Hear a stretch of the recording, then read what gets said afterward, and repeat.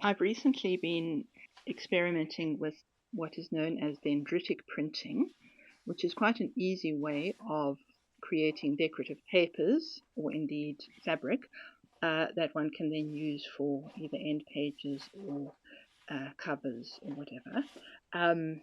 So here are some examples of things I'd done before. Yeah, that was really trying to find out what works and what doesn't work.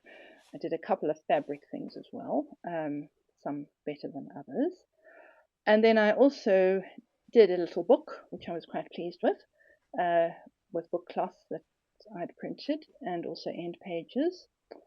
And I even made myself a bag out of some of the same fabric. So I was quite happy with that. But I thought in this video I'm going to show how I do this, and then yeah, also in the process create some paper that I'm going to use for a book that I'll hopefully show in the next video. Now, to do this, you need to have two pieces of glass. These are fairly thick pieces of glass. I have used just ordinary frame glass as well, but I decided to invest in these. And then ordinary acrylic paint. Now, the paint does make a little bit of a difference. This is just very cheap paint that I got locally. But I have found that the consistency is fairly important, or at least, you'll have to experiment with different types of acrylic or different consistencies. But generally, paint that comes out of a tube that is fairly thick and even seems to work best. You'll see later that I used some that wasn't great.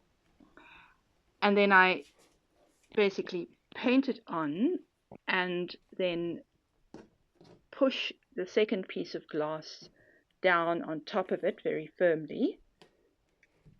And so the paint really has to sort of go into each other, or the two sides go into each other. And then what one does is separate them very slowly from the one side.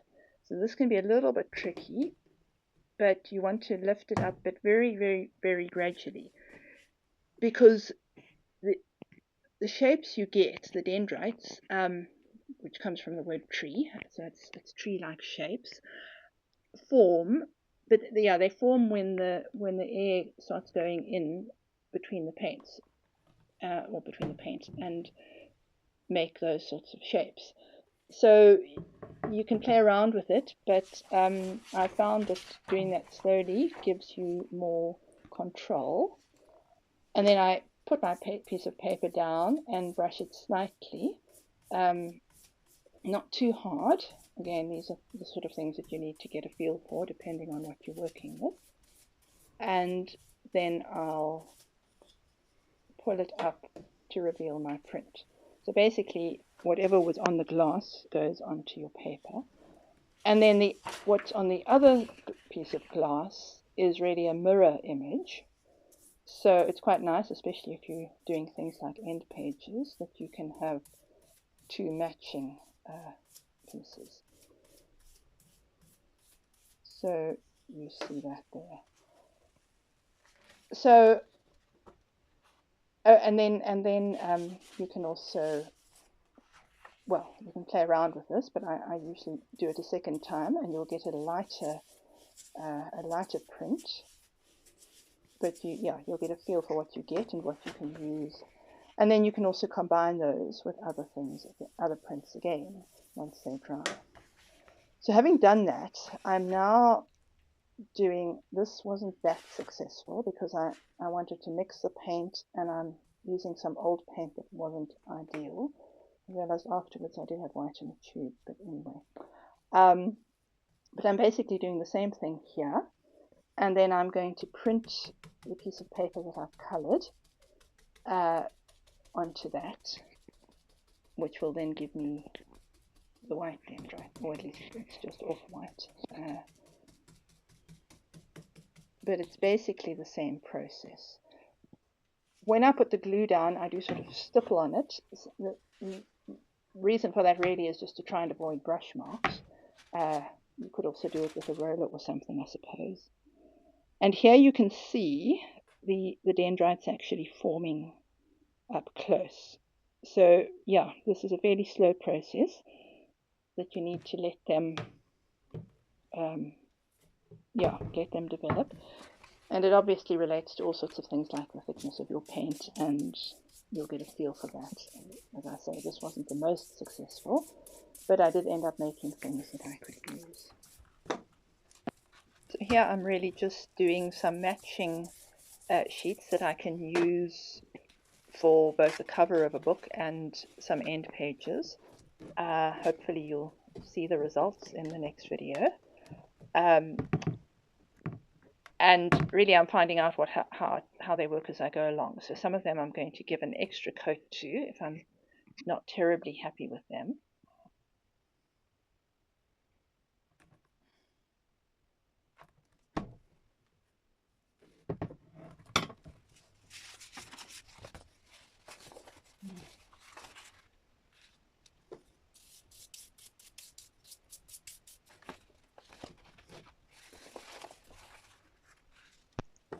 These weren't really exactly what I'd hoped, but the paint wasn't ideal.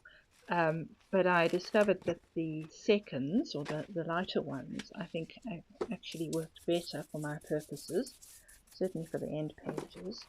So I think I'll be able to use them a bit. I realized that I did actually have some better white paint in a tube.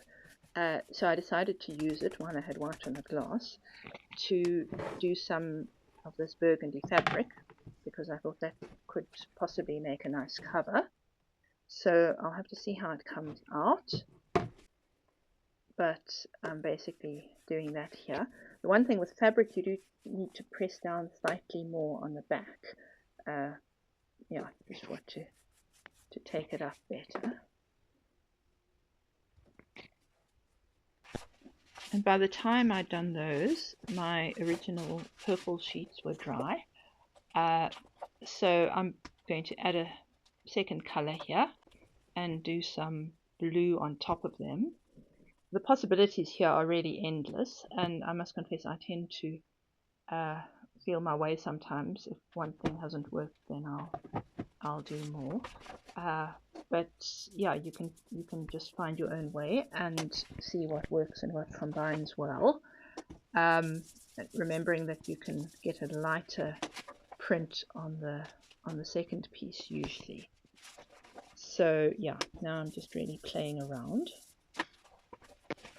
I'm afraid I lost some of the video here, but I'm basically adding another color to the brown and off-white sheets that I'd done. The prints there had really been a bit too bold, so I wanted to add another, well, I'd originally planned to add another layer anyway. They've also come out rather bold here, more than I was expecting. It may also be the paint in this case. And I decided to also give my burgundy fabric another coat, or another couple of coats actually. So I'm giving it some of this brown, and then we'll see after that. And while I was busy with the brown, I decided to also do another couple of possible end sheets. I'm afraid I only got the idea after I started the video, but if I do use the fabric, then I want to have something that could go with it for end sheets. So we'll see how these come out. And it's now the next morning, and I decided that the end pages that I did for the burgundy and also the burgundy fabric could be enhanced with a bit of gold. So I'm doing that now. I have used this paint before and it works quite well, so I hope they'll come out reasonably well.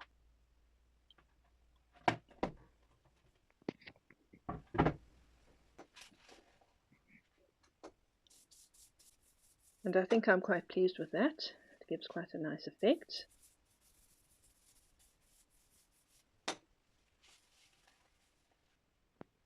So now I'm just doing the same thing with my fabric, which I am hoping will make some nice covers for a book.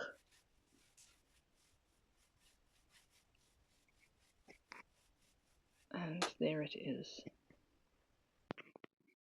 And it's now all dry. So here I have my 2 pieces of cloth. I'm planning to do a sort of bradle type binding, so it'll have separate front and back covers, and I also have the end pages for those. So I think I'm pretty pleased with these. I went a little bit wild with the gold. I just, that I didn't show, but I used some gold on the one that had been very bold and I hadn't really liked before. And then these are the ones without, which could also be a front and back cover and end pages. My other one, there it is. So yes, I'm pretty pleased with them. You can see with the blue and purple as well, you can get actually quite different degrees of detail. So yeah, one really needs to play around. So I hope that's been helpful and encouraged you to try it yourself. And if it has, please like and subscribe, etc. And if you want to support me on Ko-fi, the link is below. So thanks for watching, and I hope it won't be too long before there's another video.